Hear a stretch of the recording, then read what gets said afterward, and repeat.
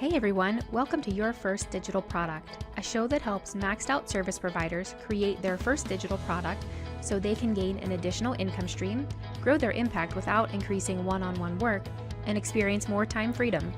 On the show, I talk to business owners who have launched digital products and dig deep into how you can create, launch, and market your first digital product. I'm your host, Renee Morozowicz. Let's go.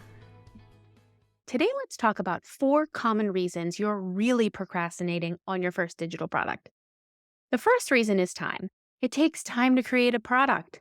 And I don't know about you, but as a service business and a mom and a partner, time can be in short supply.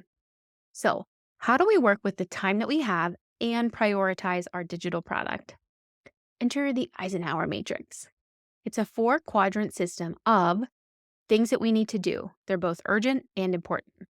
Things that we need to schedule. They're not urgent, but they are important. Your digital product would fall into this category. Things that we need to delegate. These are urgent, but not important.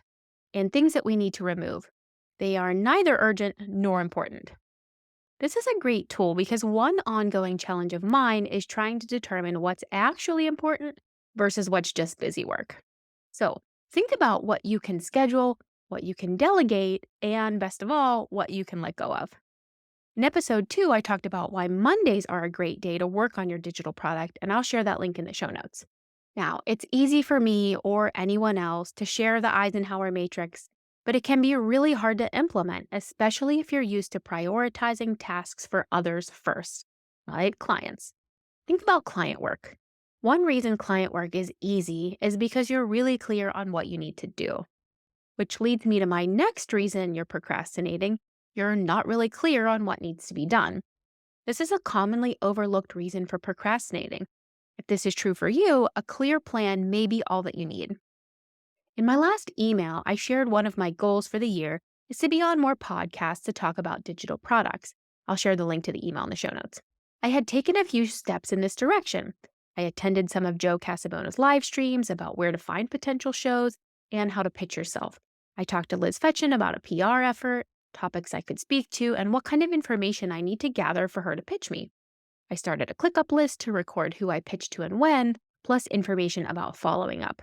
But it was all kind of like a mishmash with no clear direction. I sat down and created a plan over the next 12 weeks, and we'll start on it today. I wasn't clear, so I got clear. For your first digital product, maybe you're not clear on what you want to create, who you want to sell it to, or the problem that your product solves for people. Maybe you're not clear on the exact steps you need to take to create the product, or how long to devote to each step. Maybe you're not clear on how you'd market the product, or the software platforms you'd use to sell and or promote the product. Maybe you're not clear on how to even start.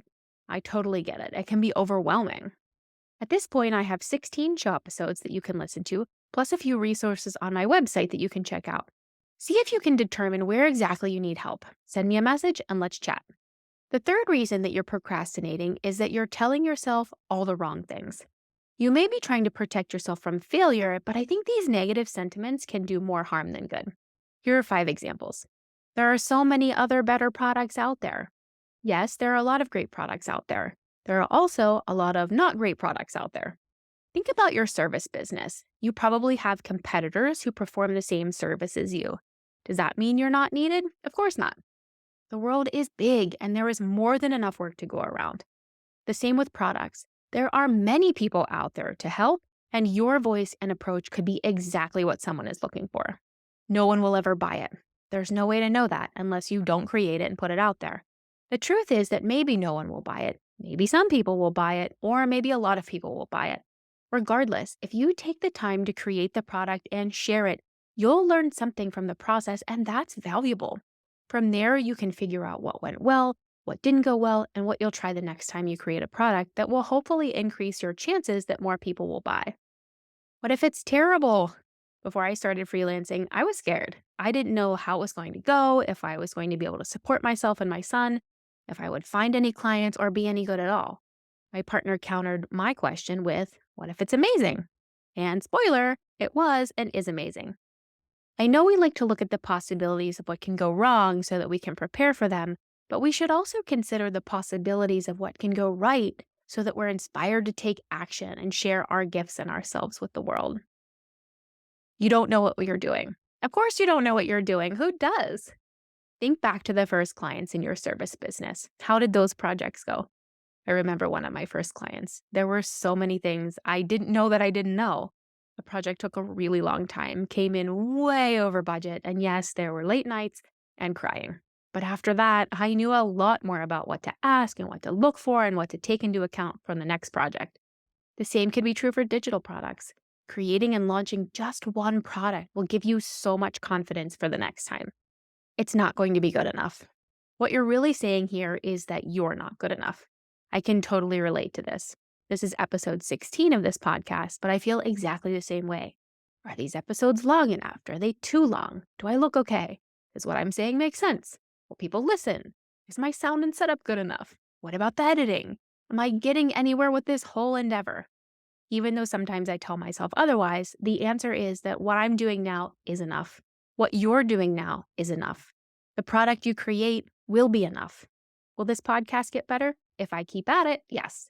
Maybe the sound will improve or the editing, or I'll be more clear with the content or create episodes that people really want to hear. Whatever it is, you and I just have to start somewhere. The last reason you're procrastinating is that you don't actually want to create a digital product. Maybe you think you should create a product because you've heard that it's the next step. One of my colleagues worked with a coach and participated in a mastermind a few years ago. Out of working together came her first course. She sold it to 1 or 2 people and then immediately took it down because it wasn't actually what she wanted to do. If a digital product doesn't feel right for where you are in this season of your business or isn't the path you want to take right now, that's totally okay. You'll feel a lot better letting it go versus having it hang over your head as something you should do but never get to. So let's recap. 4 reasons that you are procrastinating on your first digital product. Time. You're not really clear on what needs to be done. You're telling yourself all the wrong things, and you don't actually want to do it. So what do you think? Why are you procrastinating on your first digital product? Send me a voice message at yfdp.show/share. I'd love to hear from you. Hey, thanks for listening. I'd love to continue the conversation in your inbox. Email subscribe to hey@yfdp.show or sign up in the show notes to get bi-monthly emails about how you can create, launch, and market your first digital product. Can't wait to see you there.